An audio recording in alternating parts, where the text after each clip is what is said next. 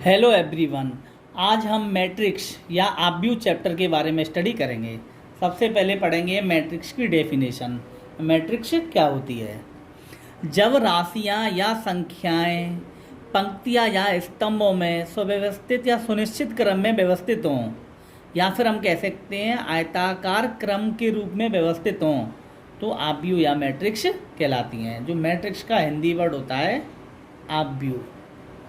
इसकी मैं दोबारा समझा देता हूँ। डेफिनेशन मैंने बताई, संख्या या राशियाँ पंक्तियों या फिर स्तंभों में सुनिश्चित क्रम में व्यवस्थित हों, या फिर अपन कह सकते हैं आयताकार क्रम में हमारी संख्याएं या राशियाँ व्यवस्थित हों, तो वो हमारी मैट्रिक्स कहलाती है। इसको हम एग्जाम्पल की हेल्प से समझते हैं। तो देखो, इसका एग्जाम्पल है ये,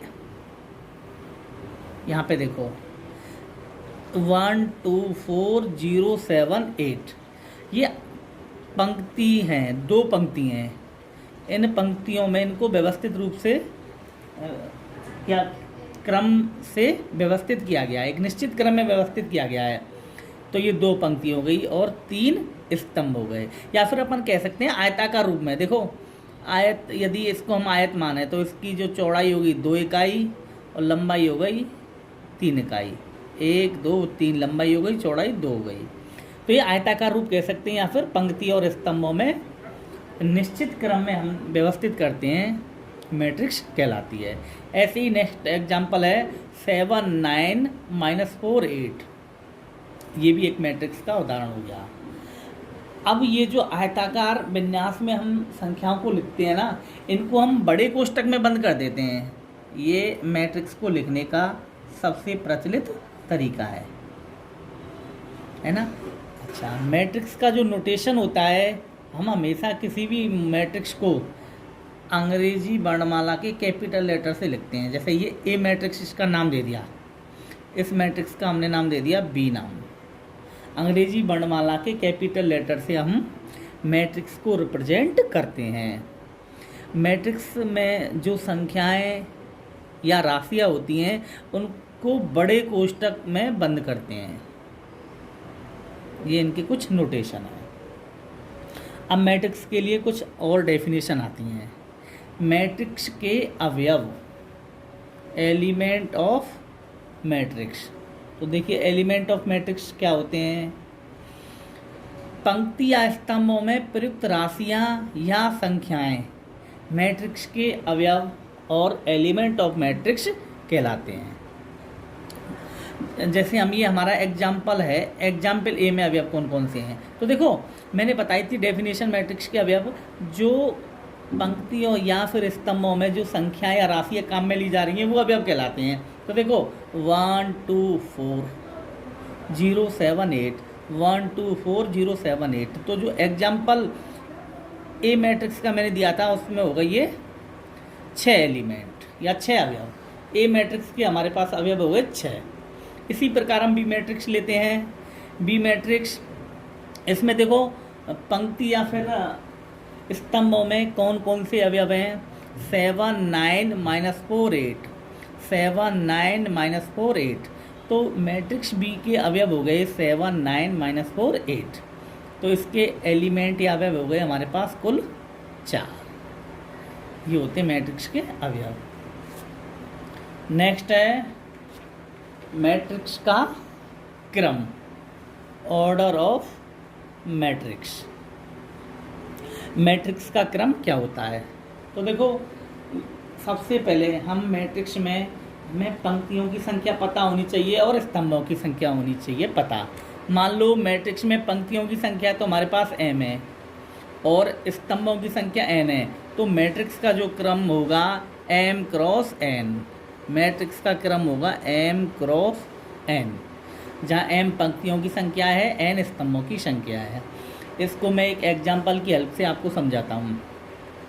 मैंने एग्जाम्पल फर्स्ट ले लिया और ए मैट्रिक्स ले ली, उस मैट्रिक्स का नाम है ए।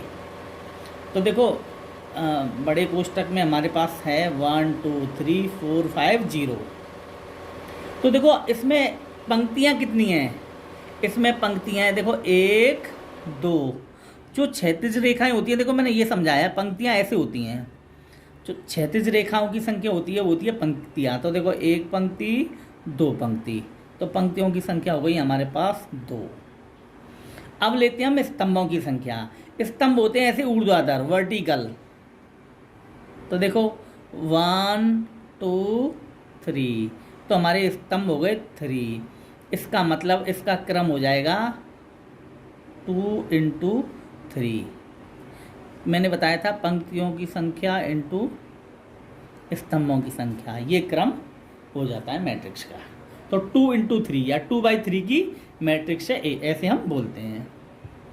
अच्छा, इसमें एक बात और बता देता हूँ। अब हमें मैट्रिक्स में अवयवों की संख्या निकालनी है। तो देखो 2 × 3, इनका गुणा करके देख लो, 6 आ जाएगा। तो इसमें 6 अवयव होंगे। मैट्रिक्स का क्रम के लिए हम एक और एग्जांपल लेते हैं। अगला वो है मैट्रिक्स, हमने बी ले ली। तो देखो बी मैट्रिक्स क्या है, हमारे पास बी मैट्रिक्स ये है। कैपिटल बी, अंग्रेजी वर्णमाला के कैपिटल बी से दर्शाया है मैंने नेक्स्ट एग्जांपल को। इसमें एलिमेंट है 7 6 7 0 8 9 0 -1 2 5 3 8।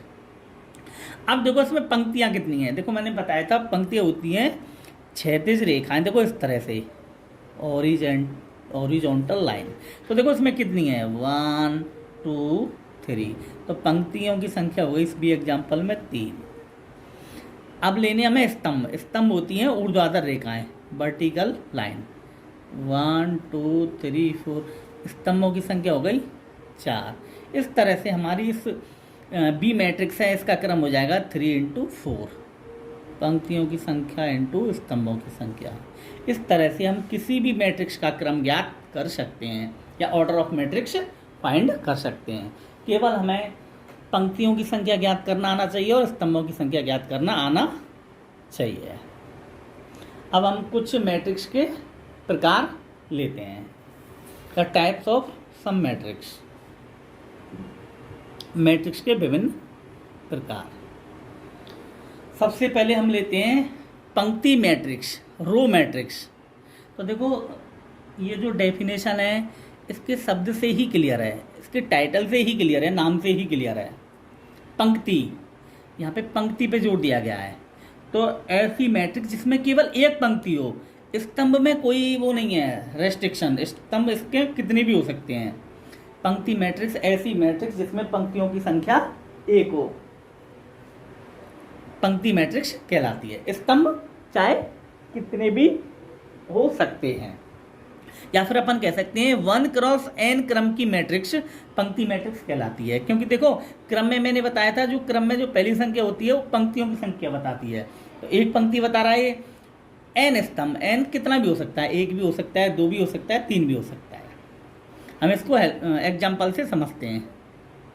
ए मैट्रिक्स मैंने ली है, तो देखो 1 2, तो इसमें देखो पंक्ति है 1, स्तंभ है 2, तो इसका क्रम हो गया 1 × 2, एक पंक्ति है। बी एग्जाम्पल है, देखो एक पंक्ति है, स्तंभ है 1 2 3, 1 × 3 ऑर्डर की हो गई। तो देखो 1 × n ऑर्डर की। या फिर अपन ये देख सकते हैं जिसमें पंक्ति 1 हो, चाहे स्तंभ कितनी भी हो जाए, पंक्ति मैट्रिक्स कहलाती है। नेक्स्ट है स्तंभ मैट्रिक्स, कॉलम मैट्रिक्स। ऐसी मैट्रिक्स जिसमें केवल एक स्तंभ हो, पंक्तियों पे कोई रेस्ट्रिक्शन नहीं है, कितनी भी हो सकती हैं। या फिर अपन कह सकते हैं m × 1 बाद में जो संख्या आती है वो स्तंभों की संख्या को निरूपित करता है। तो एक स्तंभ हो, इस प्रकार की मैट्रिक्स कॉलम मैट्रिक्स या स्तंभ मैट्रिक्स कहलाती है। इसको हम एग्जाम्पल की हेल्प से समझते हैं। हमने एक ए मैट्रिक्स ले ली, तो देखो इसमें पंक्ति है 3 और स्तंभ है 1। देखो पंक्ति इस तरह से होती है 1 2 3, स्तंभ 1, तो इसका ऑर्डर हो गया 3 × 1, स्तंभ 1 है, इसीलिए स्तंभ मैट्रिक्स हो गई 3 × 1 ऑर्डर की। नेक्स्ट एग्जाम्पल लेते हैं बी। इसमें देखो पंक्ति है 2 और स्तंभ है 1, तो 2 × 1 ऑर्डर की हो गई स्तंभ मैट्रिक्स। हमारा नेक्स्ट डेफिनेशन है शून्य मैट्रिक्स, नल मैट्रिक्स। तो ऐसी मैट्रिक्स जिसका प्रत्येक अवयव शून्य हो, शून्य मैट्रिक्स कहलाती है। मतलब जितने भी एलिमेंट हो ना वो सब जीरो के बराबर हो, जीरो हों, तो हमारी नल मैट्रिक्स कहलाती है।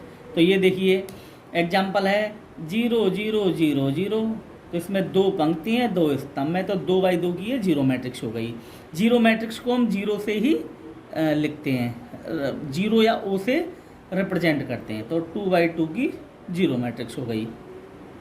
ये देखो इसके भी सारे एलिमेंट जीरो हैं, पंक्ति हैं 2, स्तंभ में 3, तो ये 2 बाई 3 की जीरो मैट्रिक्स हो गई। इस तरह से पंक्ति मैट्रिक्स, स्तंभ मैट्रिक्स और शून्य मैट्रिक्स हुई। नेक्स्ट डेफिनेशन हम नेक्स्ट लेक्चर में पढ़ेंगे। Thank you.